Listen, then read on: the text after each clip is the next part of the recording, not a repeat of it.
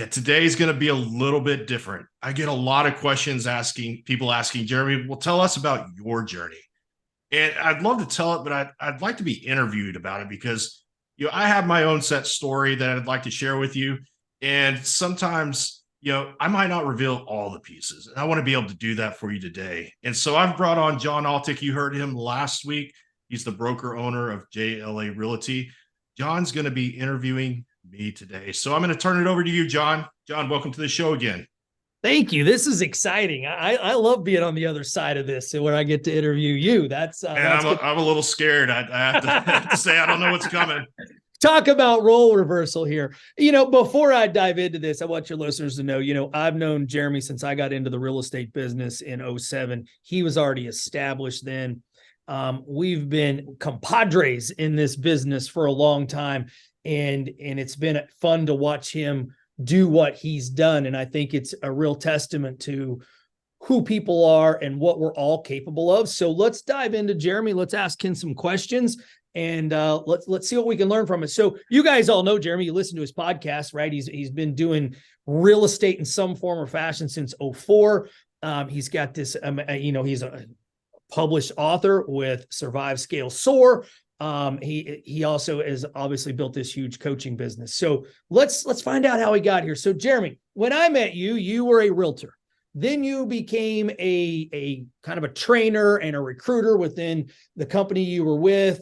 And that's where we were going head to head at that time. So tell me a little bit about your progression from beginning newbie realtor. What did you do before real estate? How did you get into real estate? And then tell me how that progression looked. I was one of those guys that just kind of jumped off the cliff. I had $5,000 to my name. I was married at the time, and I had this crazy idea that I was going to go do real estate. How that came about was from my realtor. The realtor that helped me, his name was Earl Hell, helped me buy my first home, my wife and I. And in passing, Earl said, "Hey, you would make a great realtor." And so I heard that.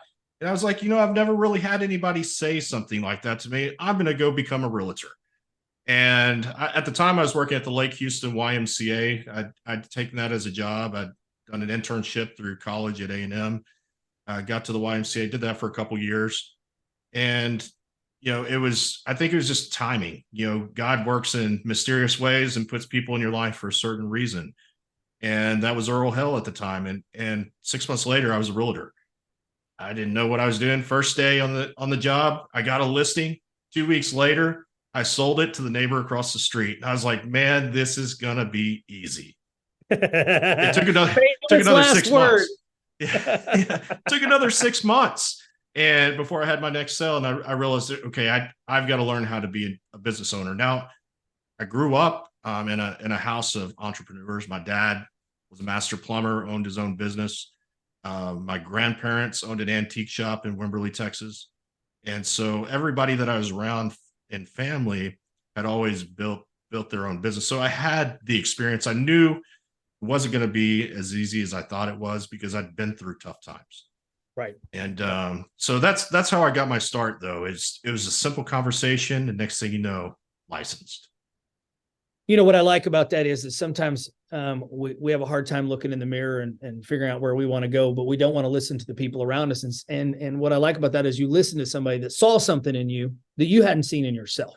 And I think we all need to keep our ears open at all parts of our life, because had you not listened, where would you be today? I'd probably still be working at the YMCA. So to be honest. So you're a realtor, you're doing your thing, and then you kind of moved into a more of a manager, leader type role within that company. So what prompted that? I've always been a leader in everything that I've done. I was in Boy Scouts, and at any level in school, I was always looked to as a leader. I always wanted to be a leader.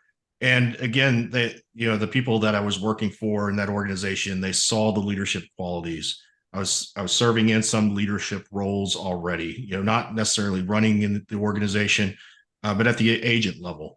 And they saw that in me and identified that in me. And, it didn't work out at that place I was located at. I actually moved to another location in Houston and took on a leadership role.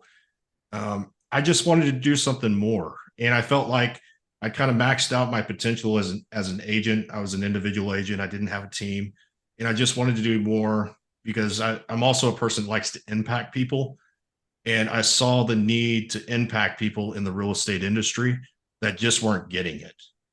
Yep. And so for me, it was a mission. You know, we all have a calling. I believe our businesses are callings, and that was my calling that I had, is to go out and be a leader to agents and help them be successful in their businesses. So what I just heard there was your why changed. When you first got your real estate license, your why is I want to go out here and make money and build my business. But as you went through that, your why changed to I want to impact other agents. And I think that speaks volumes on the leadership level, that your why changed, right? A lot of times people's whys don't change. It's hard to move if your why doesn't change. Yeah, I'm So really big on dating the why. You know, date the why, because you know it's going to be a different season. I got kids. I know you've got kids, and my why is going to be very different even next year as my daughter goes off to college, and then it's going to change again when my son goes off to college in 3 years. yep. And you can't progress unless you change it. I love that attitude. So we're gonna go back here and talk about, your progression through that. You're managing people and you're in a leadership type role. And then you took that big step. You took that big step to go 100% out on your own in this coaching venture. Tell me your mindset here. You kind of had it good, man. Like you were comfortable. You had this gig going on, well respected in the real estate business. You're doing your thing. What made you decide, you know what, I'm going to pivot and I'm going to go jump off this cliff on my own and I'm going to go in this direction of coaching? Tell me where your mind was and what you're thinking when you did that. Oh, well, there's a lot to unpack between that decision and going out on my own, and when I went to leadership. When I went into leadership, I initially went in to recruit, and I was very good at it. In fact, one year I recruited 104 people to a brokerage office, and you know I got very skilled in it. And it was also when I was introduced to coaching, and it was for this organization. I was one of the first in the greater Houston area to step into this role. And and I moved a couple times in there as well, because these offices were independently owned and operated, and I moved between some offices. So I was in Houston, and then it was in the Woodlands, and then came back to Kingwood. And a lot happened during those times of growth that I realized, I was shackled in some way. I couldn't go to my fullest potential. And I think part of it was just the way the position and the roles were set up. It really strung me, as being able to manage, in one case, over 400 agents, and then also expected to be in these other roles of coaching and recruiting, and the master of the jack of all trades is the master of none, right? And it got to a point where I really needed, as a person, to figure out, what do I enjoy? Yep. And what I really enjoyed was the coaching aspect. And I've been coaching, now I've coached over 13,000 hours since 2010. And I really enjoyed having those one-on-one conversations with individuals and seeing the change and the impact of sometimes just the simplest things, just moving the needle slightly. And so I got to a point where I realized, in order to do that, I'm going to have to leave behind everything that I've done and known. Yeah. And so in 2017, I made that decision. It was a tough decision. There's a lot of people that were upset about it. There's a lot of people that didn't understand, because I was doing well financially. I was doing well. I was taken care of. I was taking care of my people. And it was a decision I had to make for myself. And what I've realized in doing that is, when you want to do something big and exciting, people aren't going to understand it, and that's okay. At first, it wasn't okay. I took it very personal, and I'd be lying to say there's times today that I sometimes take it personal. Yeah. But initially, at the beginning, because of some of the things that were said, Yep. and very hurtful things that came from people that I respected at a very high level. Now there's also great people I left behind. Lots of great that those far outnumbered the few.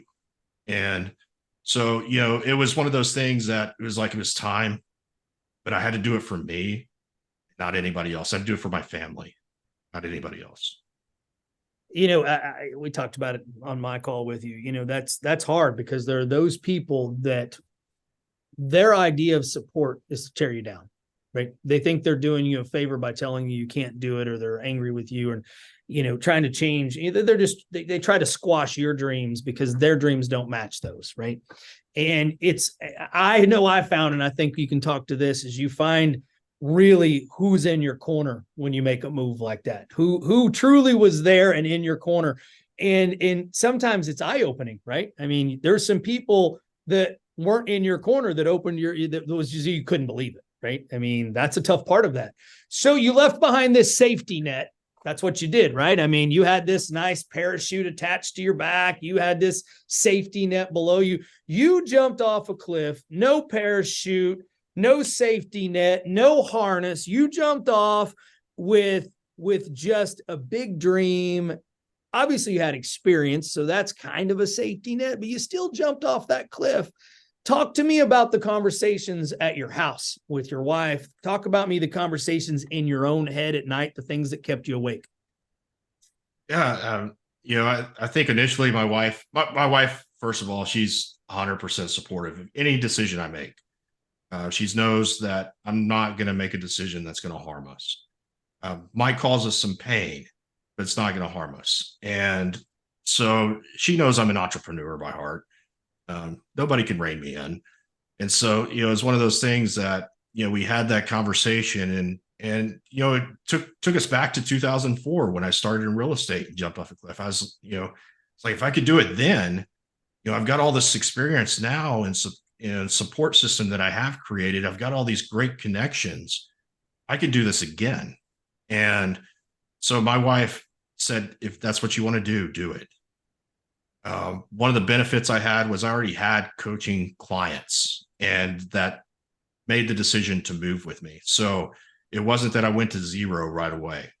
Now that came very quickly because I didn't have the attachment to that organization anymore. So I had to go. I'm out in a whole brand new world, bigger fishbowl though. But I didn't have the audience that I had before, because once I closed that door, there's zero support that came from that organization other than the clients that I had and friends of still today. So, my wife said, go do it. Like, just don't fail. And I'm like, there's no option. There is no option to this. It's gonna work. And so, a big part of it is faith. And when you have that passion and the faith behind it, I knew God was going to take care of me. And so that's what happened. 2017, packed my stuff up at the organizational office. People were like, where are you moving to? I'm like, I'm gone. This is it. I couldn't believe it.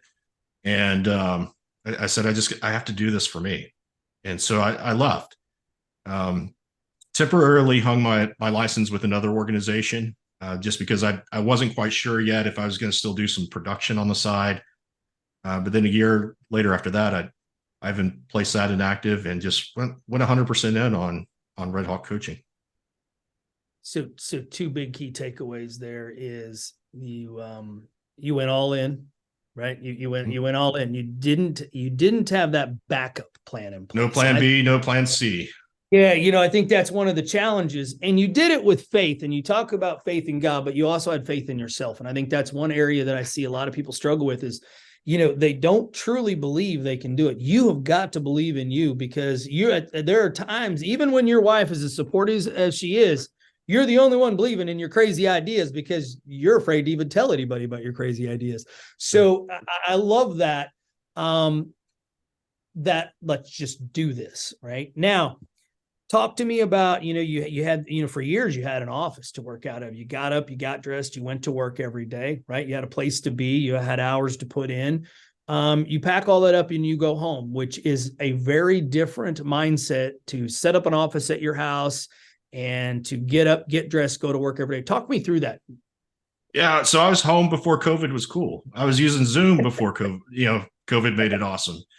So I moved home. We had a spare bedroom.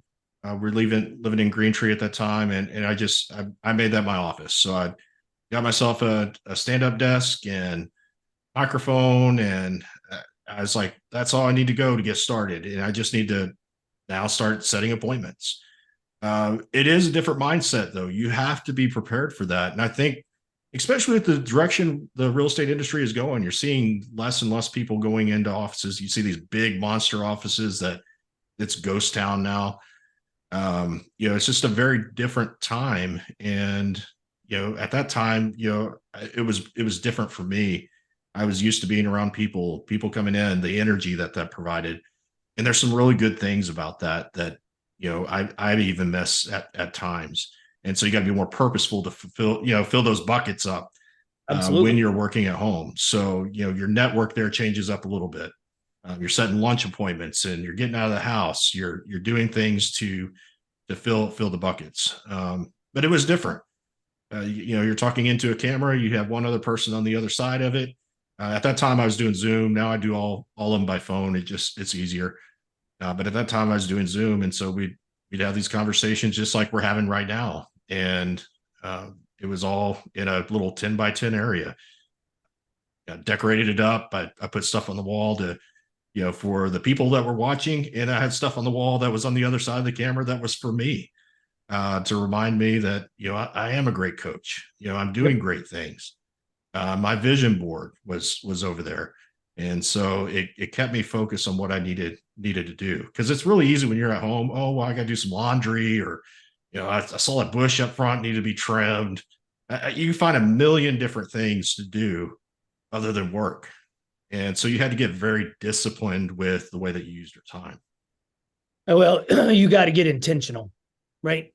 You talk about setting those lunch appointments. You were intentionally doing that so you could fill that void of the people side, the one-on-one interaction. And I think working from home is a great challenge for a lot of people. They don't think it is. They think it's amazing, right? Until they realize that, like you said, that load of laundry or getting dinner in the crock pot can be, and I know you love to cook. You could get distracted by throwing some brisket on your grill. We all know you're a big grill guy, and you could eat up 2 hours of your day that wasn't productive. Right. And then that gets mentally, that's in your head. I didn't do enough today and I didn't fulfill what I'm supposed to do. So I think that piece of it, watching your growth through that, a lot of people don't understand how hard that is to go from being in an office every day in an office environment around people that keep you focused on one level. Now, obviously, too many people in an office can unfocus you too. But then to go home and then find that being intentional, what that really looks like is difficult. Yeah, it's not easy. I mean, it's very quiet. Like in my house right now, kids are at school. My wife does work from home. She's got a flex schedule, but she's not home today.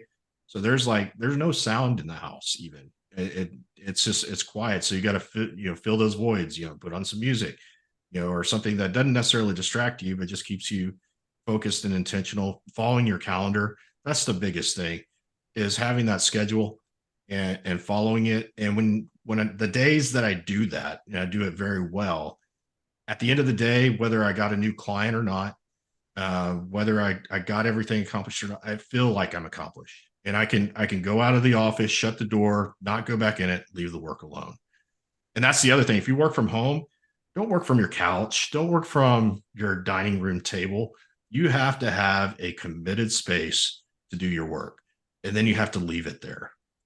And realtors are the worst, right? They'll work all hours of the night. I'm like, what are you doing? Why are you missing your kids' games?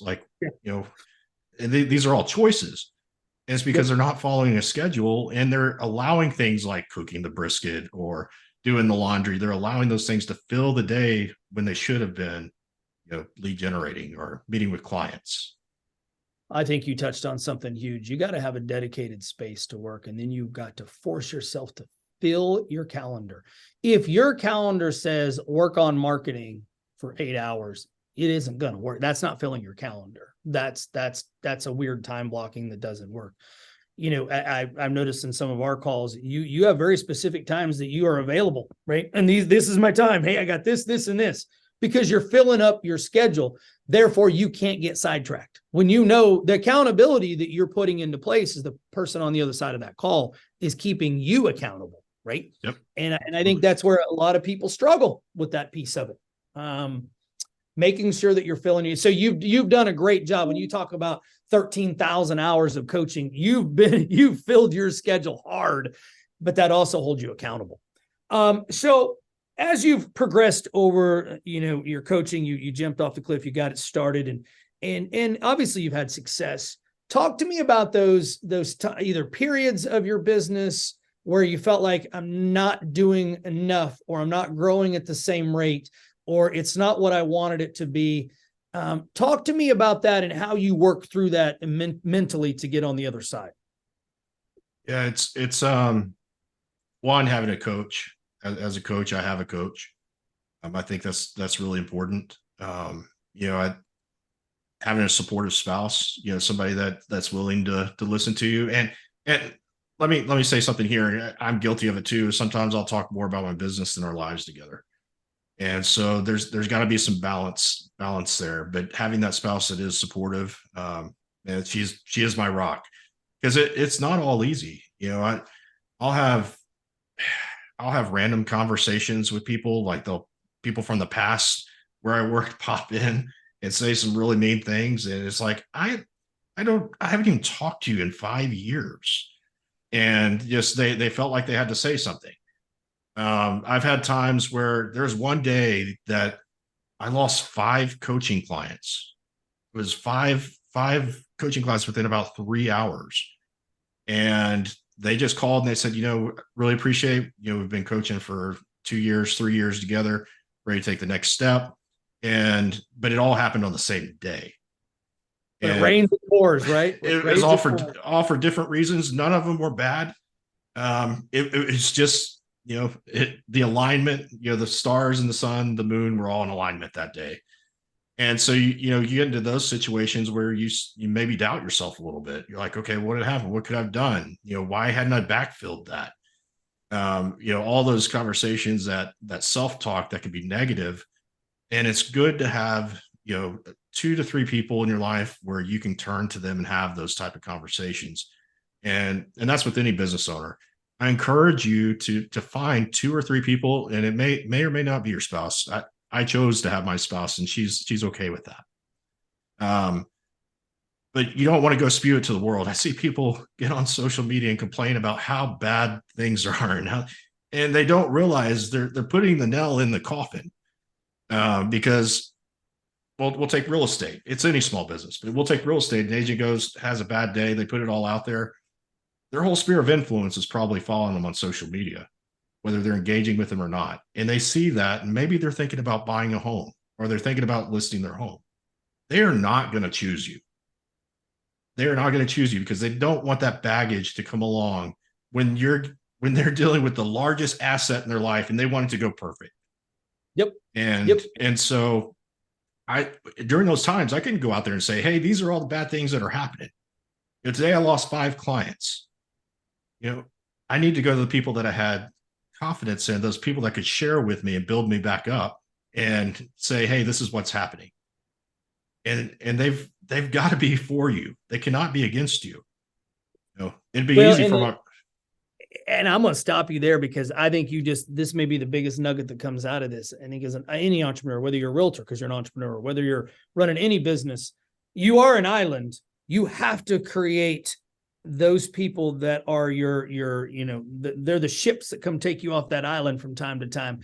And it can't be everybody on social media. It's those tried and true trusted people that are honest with you, but also that hold you accountable, but also support you and are there because you're going to have a day where you lose 5 clients. You're going to have a day where everything that could go wrong went wrong. And if you internalize that and you don't have somebody to talk to, you're not going to make it very long in any business. So that's big nugget right there. Big nugget. It's huge. And I think that, and I didn't say that, they have to be honest with you. And sometimes that honesty burns, but you know where it's coming from. And so, they're just trying to help you. And Yep. we've got to be able to, we got to be able to decipher that, because sometimes we think, oh, they're just hating on us, so they don't want us to succeed, or they're going to burn us. They want to burn us down. And sometimes there are people out there that truly, honestly care about you. That circle is going to be very small. Very. You It's, can put it in the palm of your hand, right? I yeah, mean, yep, yep. yeah. Well, I would say between you and I share very large networks. I mean, you have thousands and thousands of people, but that network you're talking about fits right here. Fits right here. Even though hundreds and maybe thousands and thousands of people, I'm the same way. That fits right here because those people have your best interest in mind. Yeah, I hate Facebook calls it friends. Friend somebody. I'm like, all right, yeah, I don't know. That's a whole nother conversation, and have my feelings on that. But it's three people in my life. Yep. That's it. Yep. That's it. Yep. I wouldn't go to anybody else with something like that. I think for everybody listening to this, you need to take that. I preach it all the time. You got to have that core group of people that have your back, that you can call at any time, that are going to be honest with you and support you, because you can't do this on your own. I don't think you can do life on your own. I mean, and yeah, sometimes that's your spouse. It may not always be your spouse. And that's okay, depending on what your spouse does. And if their level of stress is super high, it may not be that person. And that's okay, as long as there's a mutual understanding there, but you got to have those people, and they don't necessarily need to be in your industry. They don't need Jeremy. I guarantee you, your three are not coaches. I'm pretty sure they're not real estate coaches or business coaches, right? They don't have to know what you do. And sometimes it's better that they don't. It's that they can take an objective look from 35,000 feet. And that's what you've mastered there, or you wouldn't be here today. You wouldn't have made it. You wouldn't have made it. I agree with that 100%. Yeah. Talking about people and like you said, thousands and thousands of hours of coaching. What is it, that one thing, as you talk to agents and business owners across the country, they're in different markets, they're at different levels of their life. They come from all walks of life, right? Some have degrees, some don't. Some have sales backgrounds, some don't. Some have corporate backgrounds, some don't.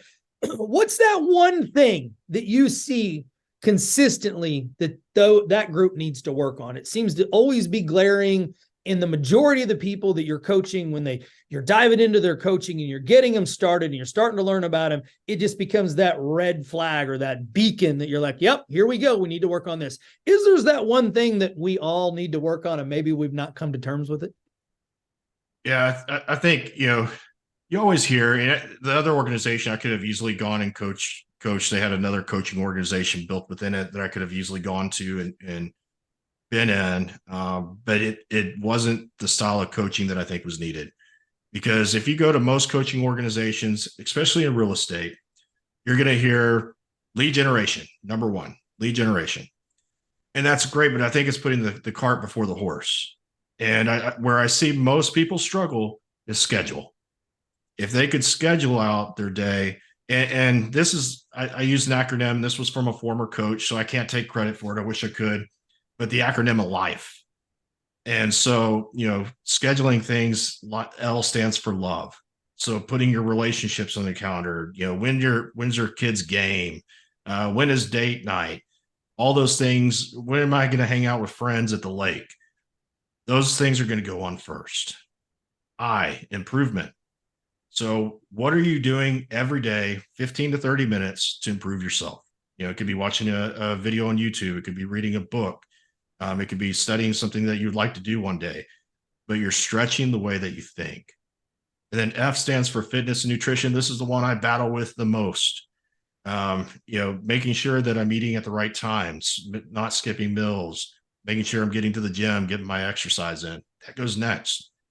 And then your business goes on there. Because if you don't have relationships, if you're not improving yourself, if you're not working on your health, right? Health is wealth. We can work a lot longer in our lives and have longevity in our businesses if our health is taken care of. And then it's business. And I think most people have those reversed. When you 100%. When you see people struggling and you see people burning out and you see people not growing, they've got them reversed. They put business first, and then second is a long distance down here, right? Yeah, I mean, I've never heard that, but I love that acronym because I think as I look at people, myself included, we all struggle with that whole scheduling, organization, time management piece. I think it is the big elephant in the room, and we don't talk about it enough. So I wondered if that's where you were going to go as I was putting my questions together to interview you. I'm like, I wonder if he's going to have the same thought process I do here. Yeah, everybody else will say lead generation. That just it burns me every time I hear it. And there's a lot of these coaching organizations, and they're not overly bad. They have good intentions. It's just that a lot of them will coach solely to the business. I take the approach of it's life and business. You can't have one without the other. And if you're working too many hours, your life is suffering. Your relationships are suffering. If you spend too much time over here with family, you're having all this fun and traveling, and you're wondering why your business, well, it's because you're too far over here. There's no such thing as balance either, by the way. There's counterbalance. There's going to be times where you might be digging into your business, but you need to make sure you don't stay there. There might be times you're digging into life, but you can't stay there. You've got to be able to move back and forth. And that's where I see when I'm coaching people, there's a lot of things going on in life that are impacting their business. They're great business people. It's the things happening in life that's impacting their business. I say it all the time. They two go hand in hand. You can't have a great business unless the rest of your life's in order, and vice versa, right? I mean, you've got it. They go hand in hand. I see it all the time. So, leave us with some knowledge here, Jeremy. Talk to me about, because I love what you just made a comment here, that you coach, but you're a life coach that does business as well.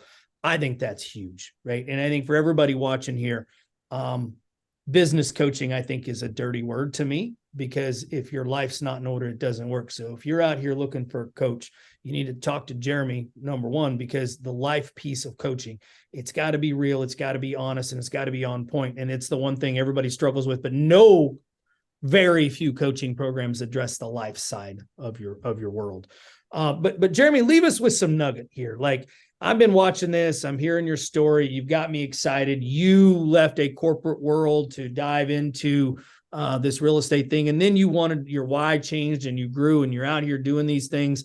So I'm sitting over here on the other side, and I'm thinking, all right, I'm motivated. I can do this.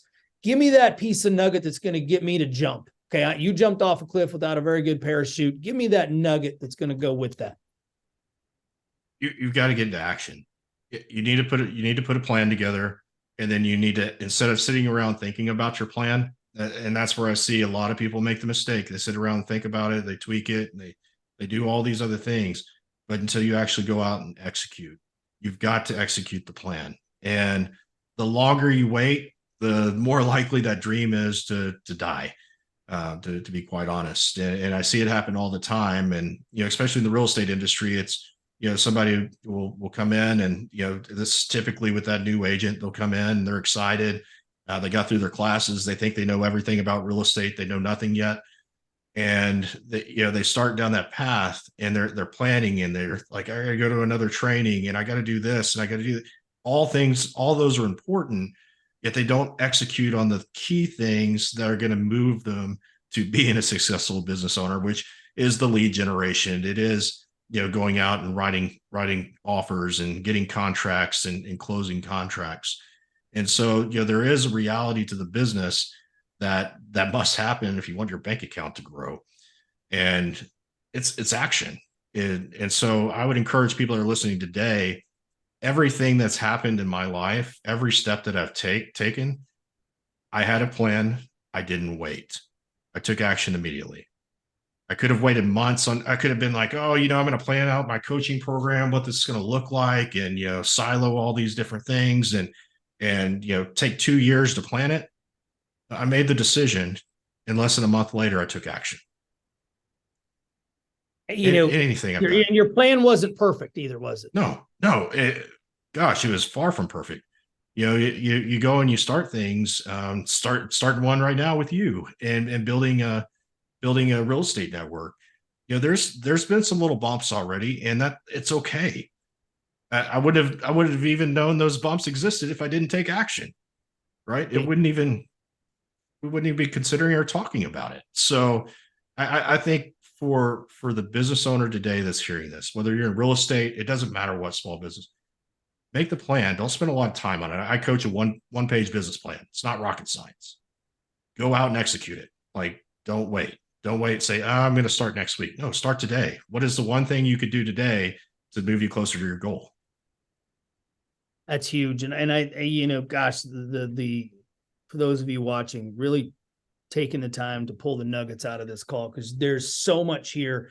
And even myself, I'm guilty. I'm going to go ahead and guilty. Like, I have these great ideas, and sometimes I don't get them into play fast enough, or I overthink them. Like, sometimes we overthink that idea, we overthink that plan, or we let other people talk us out of it. Right? Oh, no. Make your plan, get it down, and then execute. I think that's huge. And I know for a fact, if more people would just do that piece, is it going to be 100% when you start execution? No, you're going to fail. You're going to run into the door, you're going to stub your toe, all that. But your execution then leads to the tweaking of the plan to get even further along. But you got to put it into play. Action. That's huge. I'd rather have a stub toe than a broken dream. Absolutely. Right. Absolutely. Jeremy, it's been a pleasure to watch you grow, right? And I love, as an entrepreneur, watching people jump off those cliffs and grow and find themselves and find your why and find you in your business. And I think you've done that in a way that we can all watch and admire and get excited about. But I also know this, you're just scratching the surface. That's what I love about you. Even though you've been doing this real estate thing since 2004, right? Get your hands around how long that is. And he's still tweaking. He's still growing. His why keeps changing.